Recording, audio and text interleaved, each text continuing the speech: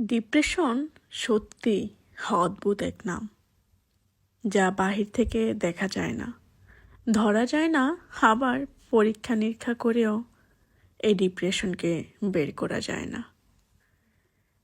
একটা ব্যাপার কি জানেন, এই জগতে প্রত্যেকেরই কোনো না কোনো সমস্যা আছে। তারপরেও আমরা মুচকি হাসি দিয়ে বলে থাকি ভালো আছি। কিন্তু প্রকৃতি সত্যিটা হলো, পৃথিবীতে কেউ ভালো নেই।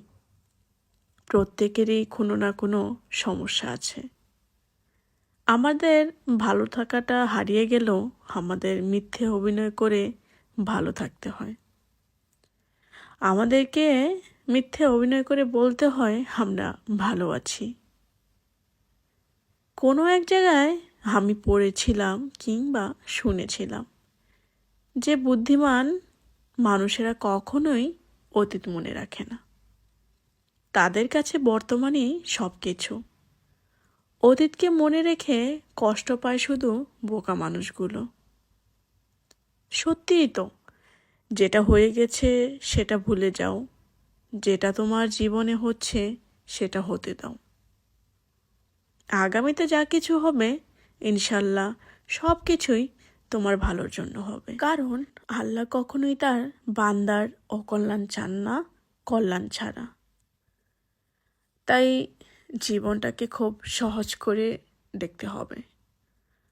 যেহেতু জীবন আছে সেহেতু সমস্যা, পাওয়া না পাওয়া সব কিছুই থাকবে। কষ্ট থাকবে, দুঃখ থাকবে, আবার আনন্দও থাকবে, সুখও থাকবে।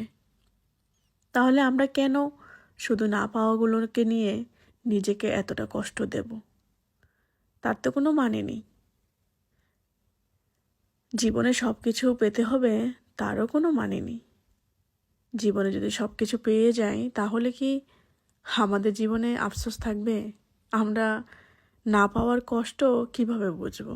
আর না পাওয়ার কষ্টটা যদি না থাকে, যেগুলো পেয়েছি তার সুখটা তো বুঝবো না। তাই আমার কাছে মনে হয় যে সব কিছু সহজ করে দেখাই উচিত।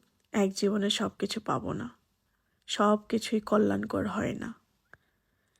যেই রব আমাকে সৃষ্টি করেছে তারই তো চিন্তা আমাকে নিয়ে। আমি কেমন থাকবো? আমি কেন অযথায় নিজেকে নিয়ে চিন্তা করব? আমার যেটা করা দরকার আমি সেটা করে যাব। শুধু এইটুকুই মাথায় রাখতে হবে, আমার দ্বারা যেন অন্য কারো ক্ষতি না হয়। এছাড়া অন্য কিছু নিয়ে আমি ভাবি না, আর ভাবতে চাইও না। তাই আমিও সবাইকে সাজেস্ট করি, ডিপ্রেশন জীবনের কোনো কিছুই করতে পারবে না। নিজেকে এমনভাবে তৈরি করুন যেন ডিপ্রেশন আপনার ধারের কাছে আসতে না পারে।